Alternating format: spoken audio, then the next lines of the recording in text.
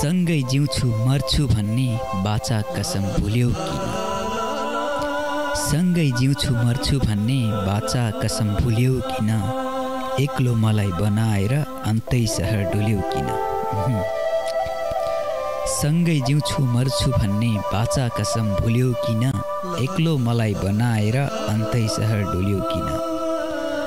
सोचेको थिए तिमीलाई केवल मेरै हौ भनी, सोचेको थिए तिमीलाई केवल मेरै हौ भनी, पराईको आँगनभरि ढकमक फुल्यौ किन?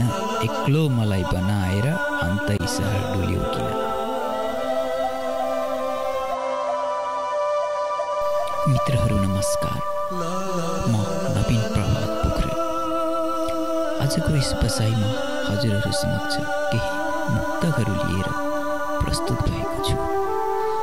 आशा गर्दछु कि हजुरहरू मलाई केही समयको लागि साथ दिनुहुनेछ र हजुरहरूको अटुट साथको म कल्पना गरिरहेको छु।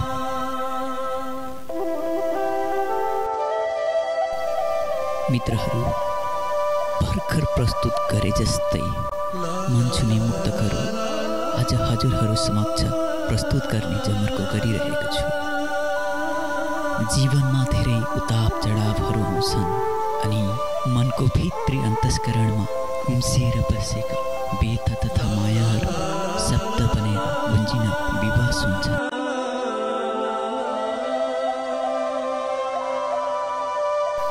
अबको क्रममा मेरो हातमा एउटा मुक्तक रहेको छ। तिम्रो दिलको फुलबारीको माली बन्न सकिन, तिम्रो दिलको फुलबारीको माली बन्न सकिन, उत्सवमा मिठास थप्ने ताली बन्न सकिन। साथीहरू, रमाइलो छ, फेरि सुनौ। तिम्रो दिलको फुलबारीको माली बन्न सकिन, उत्सवमा मिठास थप्ने ताली बन्न सकिन, प्रेमलाई पूजा गर्ने रमाइलो दिन आज, प्रेमलाई पूजा गर्ने रमाइलो दिन आज, रातो अबिर राखिदिने थाली बन्न सकिन, तिम्रो दिलको फुलबारीको माली बन्न सकिन।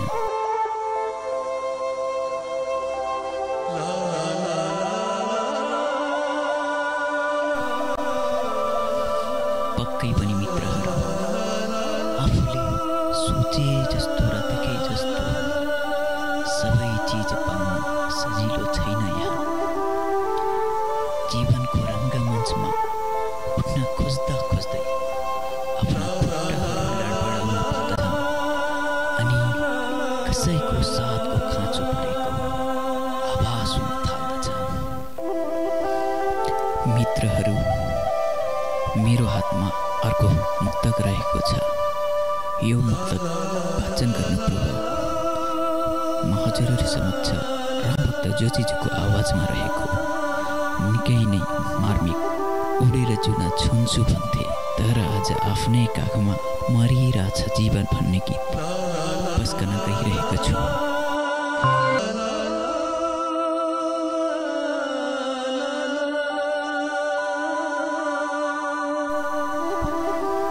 निकै नै कर्णप्रिय गीतपछि पुनः अर्को मुक्तक पस्कन गइरहेको छु। हृदयमा राखेर उनलाई मैले सजाएको थिएँ, हृदयमा राखेर उनलाई मैले सजाएको थिएँ, सपनाको संसारमा पञ्चे बाजा बजाएको थिएँ। हृदयमा राखेर उनलाई मैले सजाएको थिएँ, सपनाको संसारमा पञ्चे बाजा बजाएको थिएँ। सुनसान रातमा हामी दुई मात्र हुँदा, सुनसान रातमा हामी दुई मात्र हुँदा, अङ्गालोमा उनलाई बेर्दा केही थोरै लजाएको थिएँ, सपनाको संसारमा पञ्चे बाजा बजाएको थिएँ।